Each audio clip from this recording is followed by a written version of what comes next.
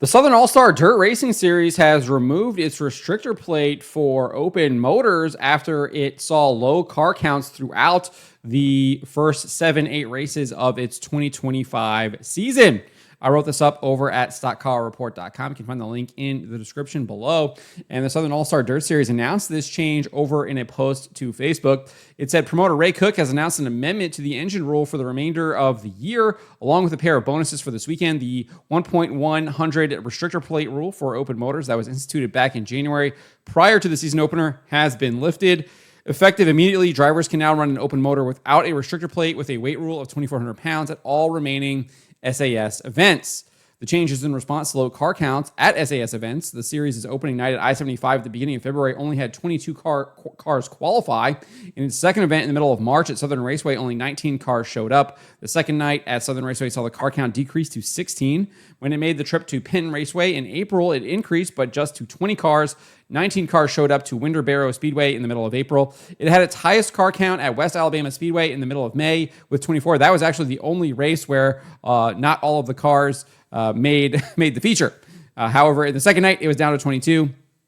And the series has only averaged 20 cars per race so far. So car counts have been pretty low. In comparison, you can kind of just look at what the car counts have been for the two races we've seen at the Hell Tour. I think both were over 40, and I think there was one that was like 44. So with the Hell Tour in Illinois there, car counts more than double what we're seeing at these SAS events.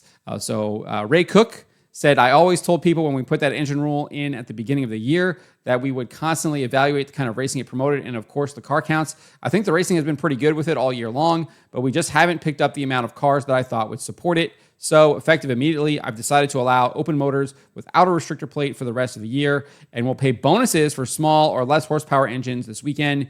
We did that for years in the past with the Southern Nationals, and it worked well. So as far as those bonuses, this is what they will be. It says the 4 different engine packages that were instituted back in January are still legal, and if a driver runs one of those 4 engine packages for the entire racing program at Livonia, they will be eligible for bonus money. In the Brad York Memorial at Livonia on Saturday, a $500 bonus will be up for grabs for the highest finishing driver that runs either Package A, open engine with the restrictor plate, Package B, steel block aluminum head engine, Package C, all steel engine, or Package D, GM CT 525 engine. A $1,000 bonus will be paid out if a driver wins Saturday's 50-lap SAS feature with either of those 4 packages. Furthermore, drivers will select which engine package they are running at pre-race registration and will be given a color-coded sticker to display on their race car, letting fans in the stands and those watching the streaming broadcast at home know what kind of engine is underneath the hood of each race car. So I actually think that's kind of pretty cool to see, to know kind of what engines they are running and how well they are performing. I think that's kind of something neat for the fans. Probably neat for the competitors to kind of realize that as well. They probably already know, but it's just nice to kind of be able to like visualize it, right? And Cook commented on this saying it would be pretty neat, I think, to be able to see from the grandstand what kind of engine is in each car on Saturday. The idea is kind of a spin-off of what Jim Bernheisel is trying to do with his tires on the Appalachian Mountain Speed Week deal, where you can paint the sidewall a different color, which allows fans to keep track of what driver is on what compound of tire.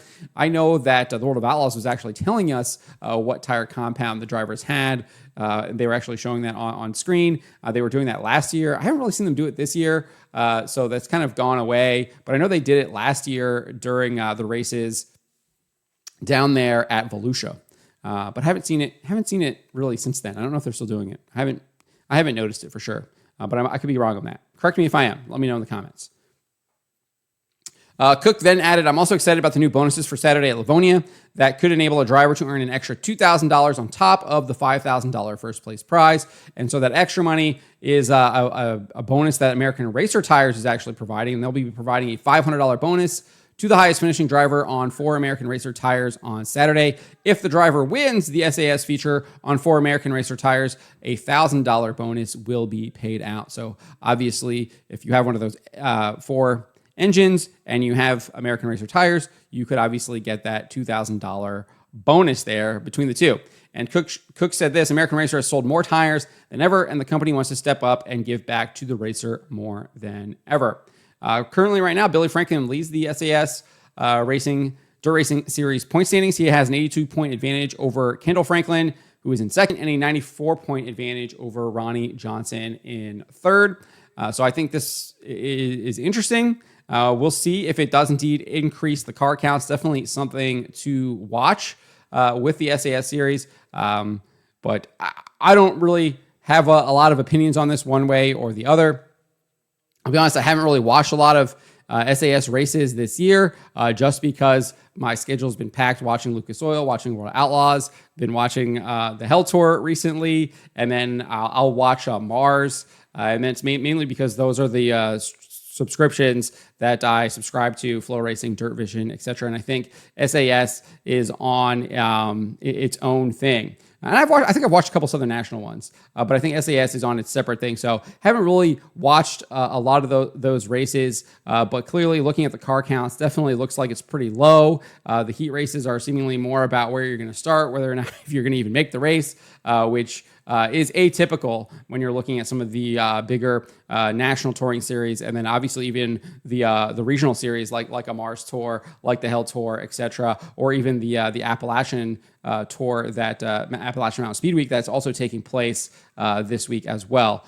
So hopefully this rule does change, and you get some more car counts out there, and bring some more folks to these tracks, get some other people out there to really kind of make these SAS races bigger and better than what we've seen kind of so far for this year.